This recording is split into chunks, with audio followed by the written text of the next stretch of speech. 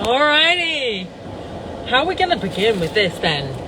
Okay, here's where I always begin. Begin as simply as possible. The simplest thing to do is to plan to eat your previously off-limits food, your PULF. Oh my god, I kill myself with my acronyms. Plan to eat your PULF today. Okay, now, I mean, let's just call it a lovely food. You obviously love it, right? It's a lovely food. Plan to eat your lovely food today. When I say plan to eat it, now you'll know that I love planning for food, right? It's a great way to take responsibility over your decision making around food.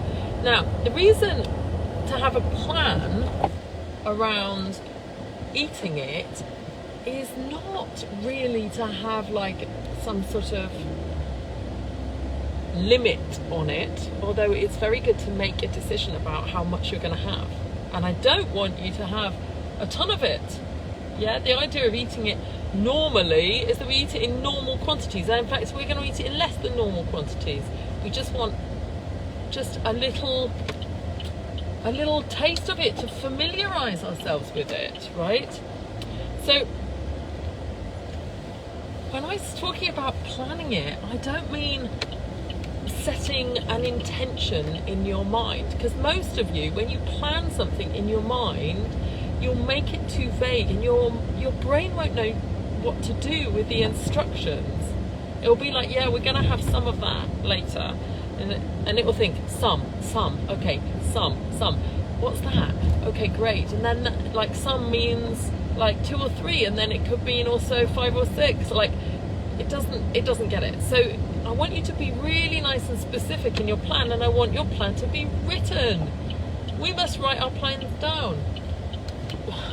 When you write things down, you make a commitment to them in a completely different way. I'm sure you've all read or seen quotes about people who write down their goals, right? High achievers who write down their goals.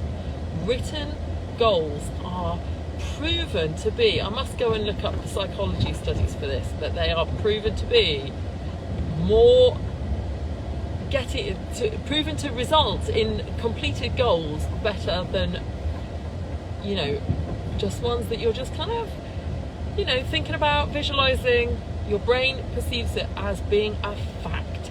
Okay, this is what we're doing today. But the whole point of planning is that we are making our decision ahead of time. Now, let's not overthink this. Let's not overcomplicate it. Get a post-it note. Write down exactly when you plan to eat your PULF today. Can't say it. When do you plan to eat your previously off-limits food today? When? And when do you, and how much do you plan to eat? All right? Okay. You're good to go. That is it. Now, I want you to know that when it comes to following the plan that you have made on that post-it note, you're much more likely to succeed if you really check in with it as you go through the day. Yeah, you're much more likely to succeed if you really have yourself thinking, I am going to have this later. I'm looking forward to having this later. I don't need to eat a bunch of other random stuff right now because I'm going to have that later.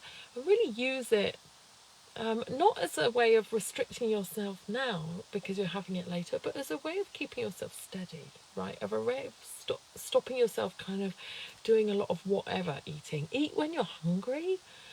Get satisfied with your food.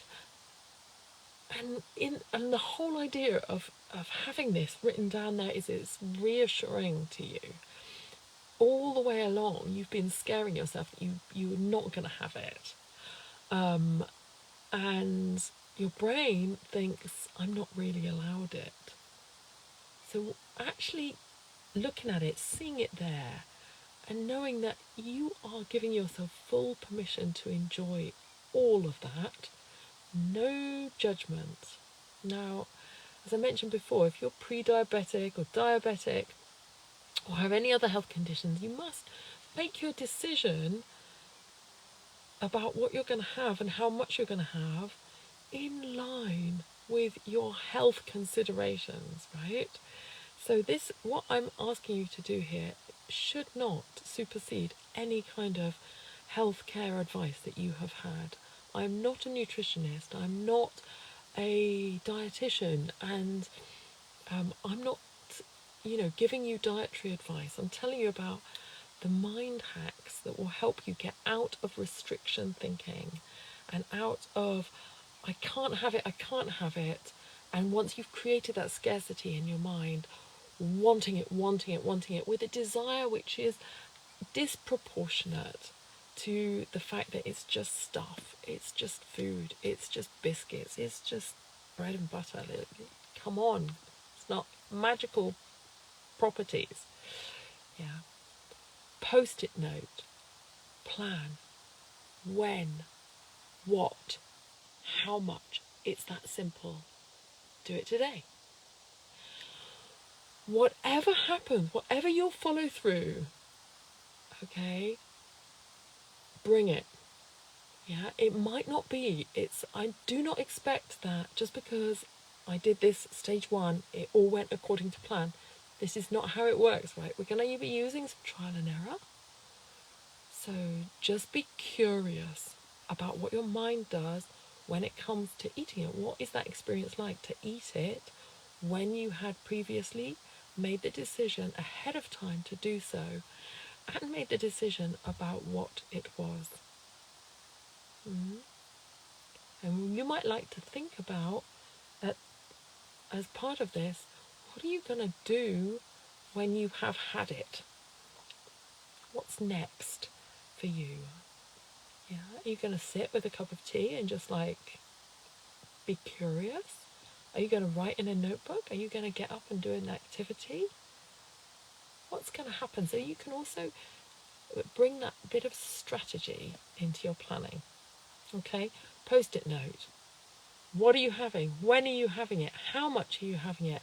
What are you going to do afterwards? 4 things on a post-it note. Show me your photos of a post-it note in the comments. Bring any concerns and questions you have right to me. I'm here for you. This is what I do all the time. This is what me and all of my clients are working on.